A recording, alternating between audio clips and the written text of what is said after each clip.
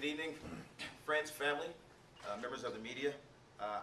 My topic is concerning a loss of a crew member after returning from deployment. I'm Commander Meager Chappelle, the prospective executive officer and commanding officer of USS Roosevelt. I stand before you today to discuss what every commanding officer, it's difficult for every commanding officer to discuss, and that's the loss of a human life. During what was a very successful deployment, while transiting the Mediterranean Sea, we had the unfortunate loss of one of our crew members, Michael Smith, Seaman Michael Smith. And I stand before you today to discuss that heartfelt.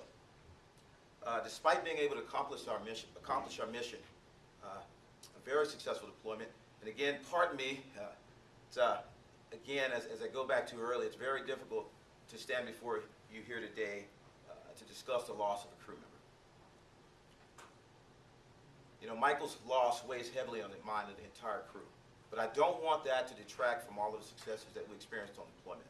So with that, as you're aware, our Navy serves a vital role in winning wars, deterring aggression, and maintaining freedom of the seas. We place war fighting first. Therefore, we're required to operate forward, and we must always be ready.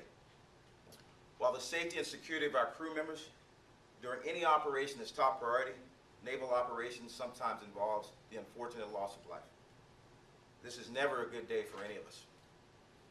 And as I mentioned earlier, despite being able to conduct successful missions, we had the unfortunate loss of Michael, and that weighs heavily on the minds of all of us.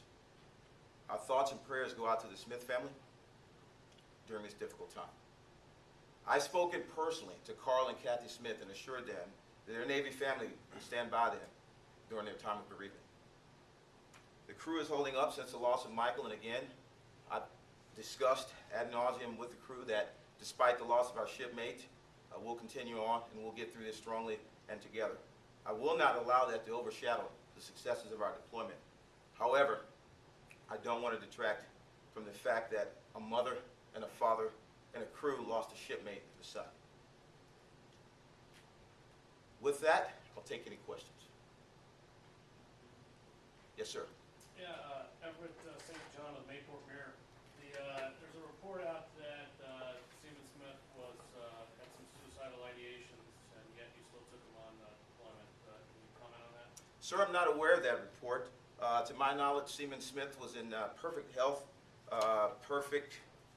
no indications of any suicidal indications. That is the first I've heard of that, and I can tell you emphatically that I'm not aware of any such report. Joe Smith from the VID00030 News. Now that the family members have been notified and the next team notified and informed, can you explain what the ship's mission was and where you were at when Seaman Smith went overboard? Yes, sir, we were actually transiting the Mediterranean Sea en route, returning home. So not necessarily conducting any operations. We were actually at the tail end of our deployment. Next question.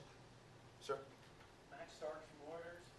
Just got a question. You guys are coming back from deployment. Is there anything you could have done to change command climate that would have prevented this sad occurrence from happening? With that, Max, I'm assuming that you're implying that command climate was a contributor to this accident, and I will tell you that I'm going to say no. We do not know. There is an investigation ongoing right now, as it is normal procedure for NCIS to look into these matters, and it's still being investigated. So to my knowledge, command climate was not a contributing factor. You wouldn't think it was going to more watch sections and the lax condition on the ship that we've heard about that contributed to this accident. Again, to my knowledge, that was not a contributing factor. Thank you. You're welcome. Question? Sir? Family member. So how long was the search conducted for? We conducted an extensive search for over 36 hours, sir, utilizing airplanes, some of the other ships that were also transiting the area. There were foreign nations in the area. So we had several different assets that conducted a search. And again, after 36 hours of an extensive search, we called it off, unfortunately. Yes, that's great. And who made the determination to call it off? I did.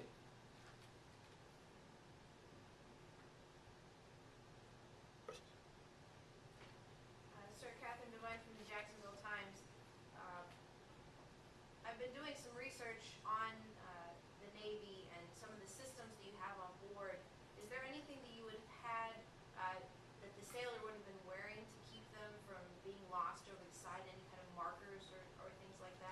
Unfortunately, the incident occurred during the night. The sailors have prescribed routes that they're required to transit.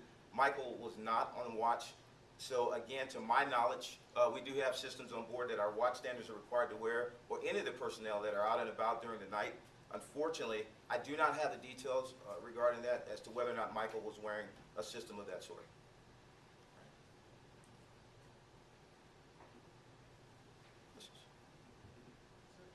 All right. Yeah. It was different when you had